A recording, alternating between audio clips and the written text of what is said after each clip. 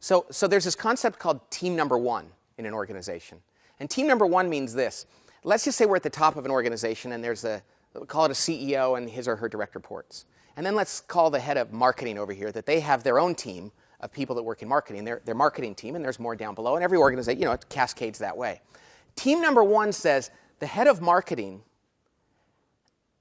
even though they manage this team here, their number one priority has to be the executive team that they're a member of. But now if I were to go to that head of marketing and give them some wine or truth serum and say, hey, tell me the truth. What's more important to you? Is it the leadership team, the executive team, or is it the marketing team?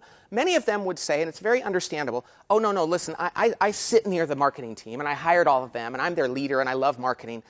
I would have to say that's my number one team because, I like being their leader and they expect me to be loyal to them and I hired them, so all that.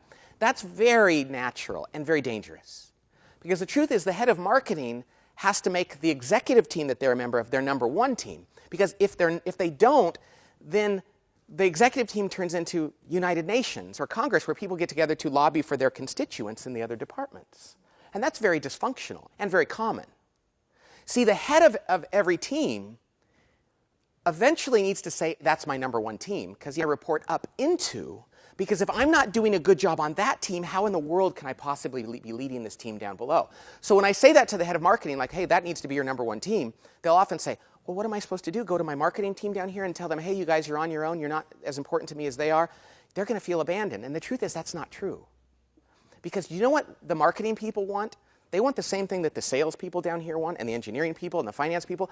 They want their parents to work well as an executive team. Because if this isn't the number one team, then the people down here in these departments are left to fight bloody, unwinnable battles with one another.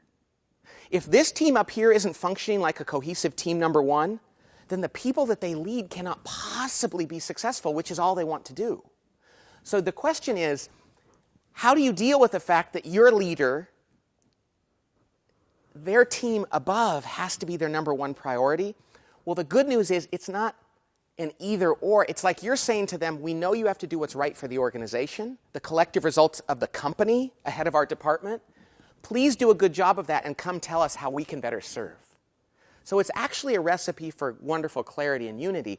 And it's not like they're going to feel like, they're a traitor to their department. In fact, they're going to be one of the key jobs they have is to represent the rest of the company to that. Now, what happens when the executive team is totally dysfunctional?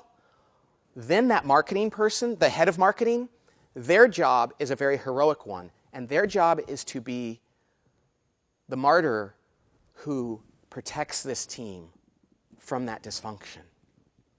And they're going to have to go be a member of that executive team, but not let the dysfunction of the executive team, to whatever extent possible, now you can't do it perfectly, not seep into this department. And that is a heroic, painful, sacrificial job. And those people will love you for doing that.